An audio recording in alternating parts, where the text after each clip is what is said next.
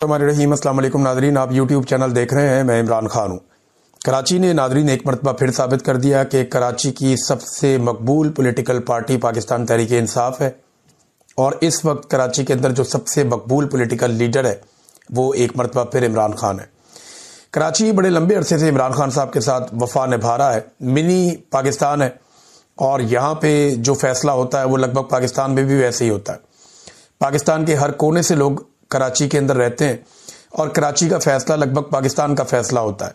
पाकिस्तान तहरीक इंसाफ को कराची ने कभी मायूस नहीं किया। जब इमरान खान साहब की हुकूमत गिरी तो ये कुछ मनाजिर आप देखिए, ये तब की हैं जब इमरान खान साहब ने अपनी हुकूमत गिरने के बाद कराची में जलसा किया था और किस तरह से पाकिस्तानियों ने उन्हें रिस्पॉन्ड किया था। जिस रात इमरान खान साहब की हुकूमत गिरी, अगले ही रोज शहर कराची में लोग बहुत बड़े पैमाने पर बाहर निकले। उन्होंने कौमी तराना पढ़ा पाकिस्तान का और इमरान खान साहब के फोटोज उठाकर ये पूछा कि खान साहब देखें कोई शहर रह तो नहीं गया जो आपके लिए आज बाहर नहीं आया। बल्कि वो इमरान खान साहब के बारे में ये कह रहे थे कि एक ऐसा वजीर आजम जो डायरी लेकर निकल गया वजीर आजम हाउस से और इस तरह का वजीर आजम हमें दोबारा नहीं मिलेगा। बहुत कराची वालों के जज्बात बड़े हाई थे और वो हुआ भी है। इमरान खान के जाने के बाद जो तबाही हुई पाकिस्तान की, वो एक एक बच्चा पाकिस्तान का गवाह है। अब इमरान खान का खिलाड़ी पहुंचा कराची में, सुहेल आफरीदी, और कराची ने जो उम्मीद थी उससे बढ़ के रिस्पॉन्ड किया।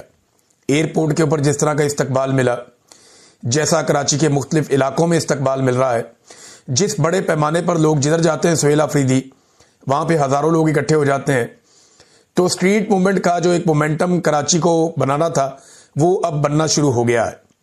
तो ये एक बड़ा पॉजिटिव जेस्चर है अब तक पाकिस्तान पीपल्स पार्टी का। और लेकिन जब तक सुहेल आफरीदी दौरा मुकम्मल करके वापस खैबर पख्तूनख्वा पहुंच नहीं जाते तब तक हम कुछ कह नहीं सकते, क्योंकि यहाँ पे एस्टेब्लिशमेंट का भी एक करैक्टर है, एक किरदार उनका भी है और आसिम मुनीर साहब वहां से अपना रोल प्ले करते हैं और उनके साथ उनके बहुत सारे प्लेयर्स हैं जो उनकी टीम का हिस्सा हैं। दूसरी जानिब जो है वो पॉलिटिकल पार्टियों का भी एक इत्तेहाद है। अब देखना यह है कि जरदारी साहब को किस तरफ लेकर जाते हैं। अगले 3 दिन मजीद पाकिस्तान पीपल्स पार्टी का इम्तिहान है। तो सुहेल आफरीदी को कराची ने जबरदस्त तरीके से रिस्पॉन्ड किया है, खासतौर पे जिन इलाकों में वो गए, जिन लोगों से वो मिले। कुछ वो पश्तून एरियाज में गए, कुछ वो बहाजर एरियाज में गए, लियारी के करीब वो गए। लियारी में वो नहीं पहुंच पाए, लियारी के अंदर नहीं गए। घांची पाड़ा का जो इलाका है वहां पे उन्होंने अपनी कंपेन को खत्म किया गुज़िश्ता रात के लिए। और घांची पाड़ा पे जिस तरह लोग खड़े हुए थे ऐसा लगता था पूरा वो एरिया ही उमड़ के बाहर आ गया। और लियारी में बहुत बड़ी तादाद में नौजवान इंतजार कर रहे थे सुहेल आफरीदी का, लेकिन फिर वहां से कुछ इतलात की बिना पे जो पाकिस्तान तहरीक इंसाफ की क़यादत है कराची में, उन्होंने कहा जी यहां से हम अपनी कंपेन खत्म करके अभी वापस जाएंगे। लोग इंतजार करते रहे, लियारी के लोग, जो खास लियारी है।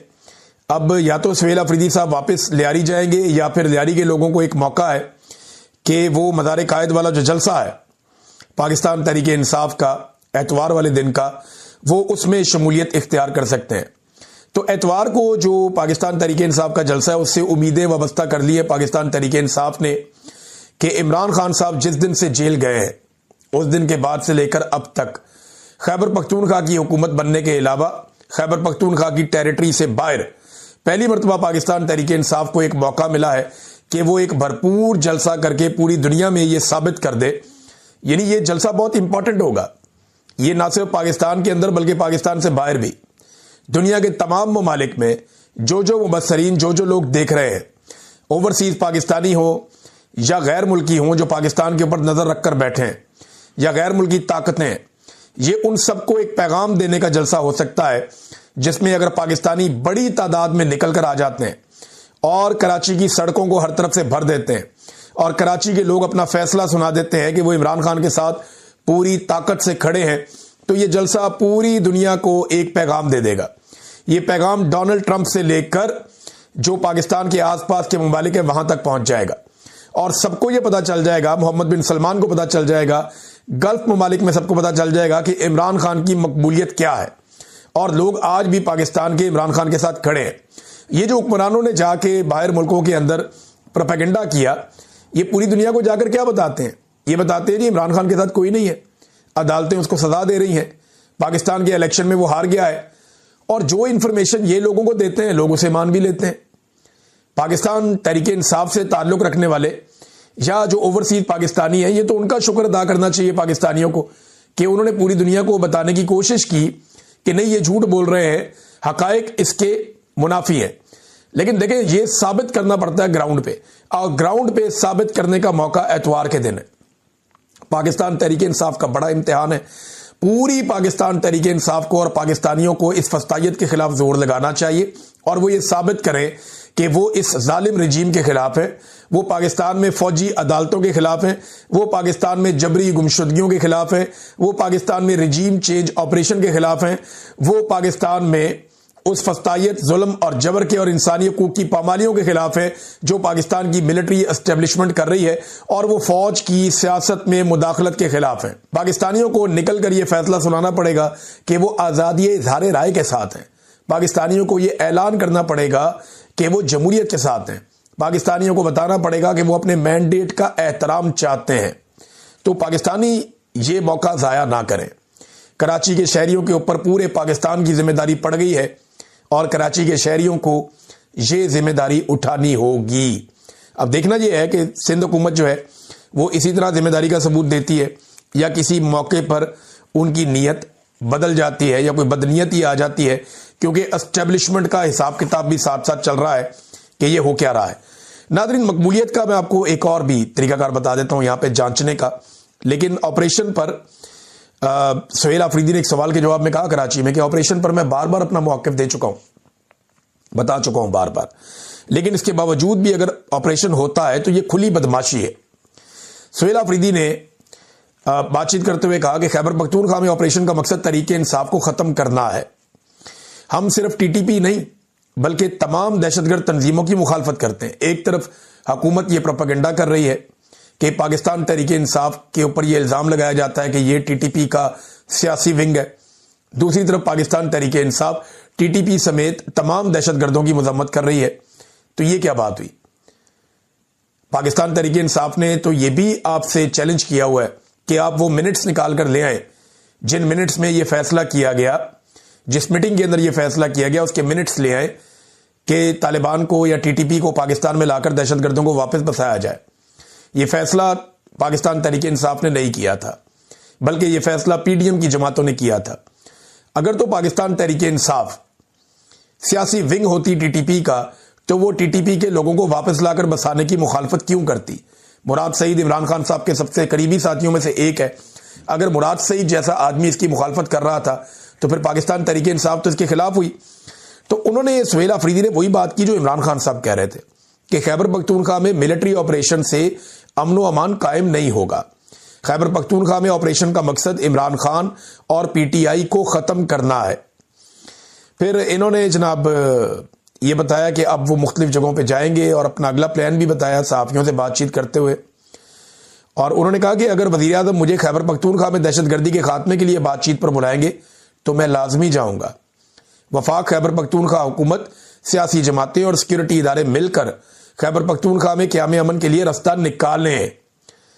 और साथ ही उन्होंने कहा किसी भी किस्म के मुज़ाकरात का इख्तियार इमरान खान साहब ने महमूद अचकज़ई साहब को और अल्लामा राजा नासिर अब्बास साहब वगैरह को दिया हुआ है। अब नाज़रीन, जरा आप मकबूलियत का तमाशा देखें। ये एक ट्वीट है सईद गनी साहब का। सईद गनी साहब ने जिस वक्त ये ट्वीट किया, अब जिस वक्त मेरे पास ये स्क्रीनशॉट हुआ, उस वक्त तक 2000 लोगों ने इसको रीट्वीट किया था और 10,000 से ज्यादा लोग उनके इस ट्वीट को लाइक कर चुके हैं चंद घंटों में। इस ट्वीट के अंदर क्या है? सईद गनी सुहेल आफरीदी को अजरक और टोपी पहना रहे हैं। यानी इसको जो रीपोस्ट किया वो 1000 से ज्यादा लोगों ने किया, 1200-1300 लोगों ने रीपोस्ट किया। इसको 1.5 लाख से ज्यादा लोग देख चुके थे, अब तो 2 लाख से ऊपर हो गए। और 10,000 से ज्यादा लोगों ने इसको लाइक किया। तो ये कितनी ज्यादा मकबूल हुई उनका ट्वीट। लेकिन यही सईद गनी है, इनके जो पिछले ट्वीट्स हैं वो आप देख लें। इससे पीछे वाला जो इनका ट्वीट है जो 30 नवंबर का है, उसके 89 रीट्वीट्स हैं। यानी यहां 10,000 से ज्यादा लोगों ने उसको लाइक किया है। 10,000 से ज्यादा, अब तो लगभग 15,000 के करीब होने वाले होंगे। और दूसरी जानिब जो पुराना वाला है, एक में 199, एक में 207, एक में 214, एक में 134 ये लाइक्स हैं। अब अंदाजा करें कि जब सईद गनी साहब पाकिस्तान तहरीक इंसाफ के साथ खड़े होते हैं या उन्हें अजरक पहनाते हैं तो सईद गनी साहब को कितनी पजीराई मिलती है। ये वो रियलिटी है जिससे पाकिस्तान की पॉलिटिकल पार्टीज और पाकिस्तान की एस्टेब्लिशमेंट भागना चाहती है, लेकिन ये भाग नहीं सकेंगे। ये हकीकत बार बार आकर इनके सामने खड़ी हो जाएगी। नाज़रीन, कराची में फौजी ट्रक गुजर रहा था और पाकिस्तान तहरीक इंसाफ के लोग निकले हुए थे, नारे लगा रहे थे। तो फौजी ट्रक के अंदर से फौजी जो हैं वो मुक्के लहरा लहरा के इमरान खान के नारे लगा रहे थे, यानी कैदी नंबर 804 के नारे फौजी भी लगाते हैं। सनाउल्लाह मस्ती खेल साहब ने यह कहा था ना कि 90% से ज्यादा जो फौज के अंदरूनी तौर पे इदारे के अंदर एक सर्वे हुआ, 90% से ज्यादा इदारे के अंदर जो लोग हैं या फौजी हैं वो इमरान खान के साथ खड़े हैं, उन्हें पसंद करते हैं। बहुत थोड़ी मकबूलियत है बाकी लोगों की।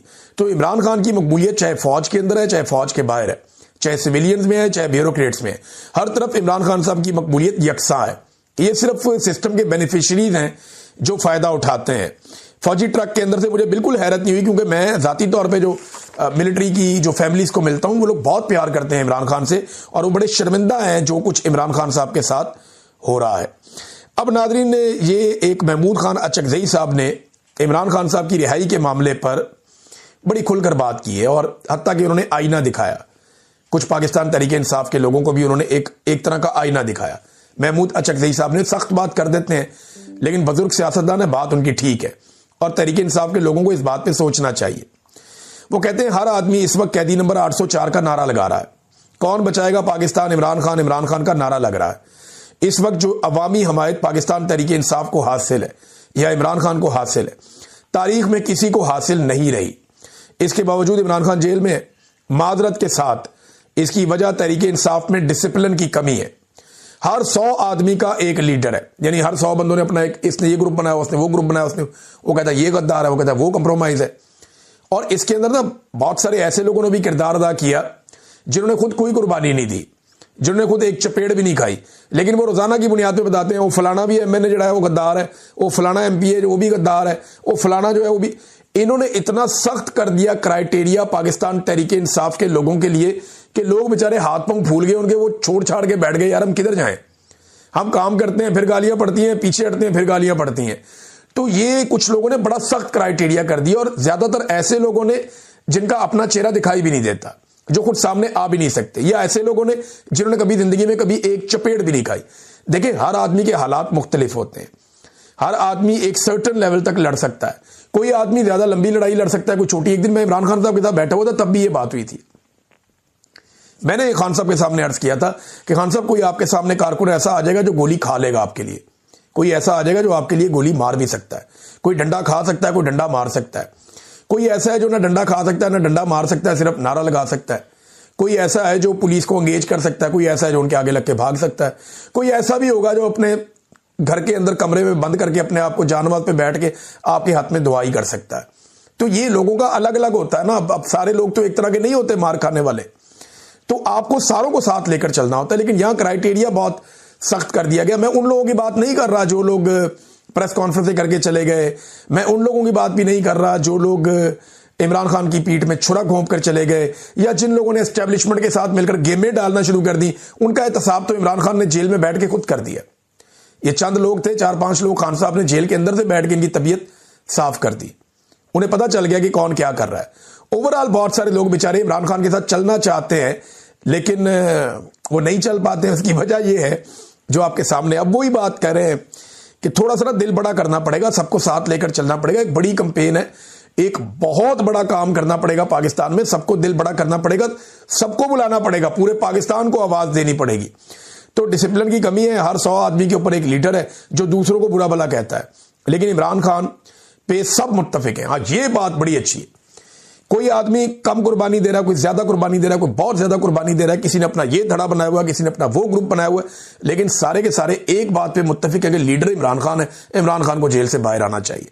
तो इस एक बात पे अगर सब एक दूसरे को बर्दाश्त करें तो एक बहुत बड़ी कंपेन बन सकती है। तो इस पे उन्होंने कहा कि इस तरह इमरान खान नहीं निकलेगा जैसे आप कर रहे हैं। हम बुरे वक्त में तहरीक इंसाफ के साथ खड़े हुए, हमें सिखाया गया कि मजलूम के साथ खड़े होना है। हम जालिम के खिलाफ तहरीक इंसाफ के साथ खड़े हुए। मजलूम करोड़ों में और जालिम लाखों में है। हमें मुत्तहिद होने की जरूरत है। जुल्म मिटाने के लिए हमारे साथ मुत्तहिद हो जाएं, ये उन्होंने कहा। फिर एक और बात उन्होंने की कि पाकिस्तान में हजारों पंजाबियों, सिंधियों, बलोचों और पश्तूनों के दफा 144 की खिलाफ वर्जी पर उन्हें कत्ल कर दिया गया। लेकिन आज तक किसी भी जर्नैल को, सदर को या वजीर आजम को आइन की खिलाफ वर्जी पर सजा नहीं हुई। वजीर आजम को तो होती रही है बेचारों को सजाएं, उन्होंने खिलाफ वर्जी नहीं भी की आइन की तो उनको सजाएं होती रही हैं। असल जो सजा होनी चाहिए वो तो जर्नैलों को और जजों को होनी चाहिए जिन्होंने तबाहियां फेरी है पाकिस्तान के अंदर, तो उन्हें सजा नहीं हुई। हमें निकलना होगा, ना किसी को गाली देंगे ना डंडा उठाएंगे। 8 फरवरी को सड़कों पे अवाम की बादशाही होगी। चकदेई साहब ने ना बार बार नवाज शरीफ साहब को गैरत दिलाने की कोशिश की, उनकी गैरत जगाने की कोशिश की।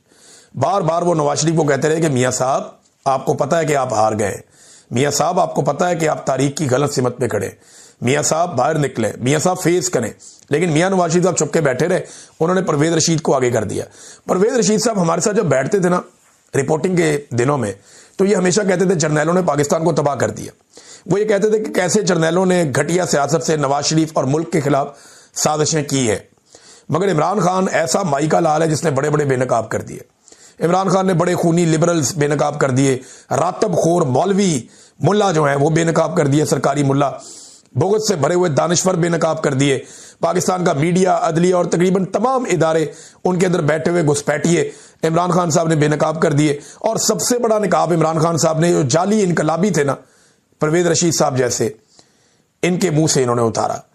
ये लंबे अरसे तक सिविलियन सुपरमेसी के अलमबरदार बने रहे और अब ये कह रहे हैं हिज़्ब इख्तिलाफ के मोहतरम कायदीन की जमहूरियत के नाम पर नून लीग के कायद को सदाएं कारगर होती अगर वो फस्तायत के वकील बनकर लाहौर ना आते।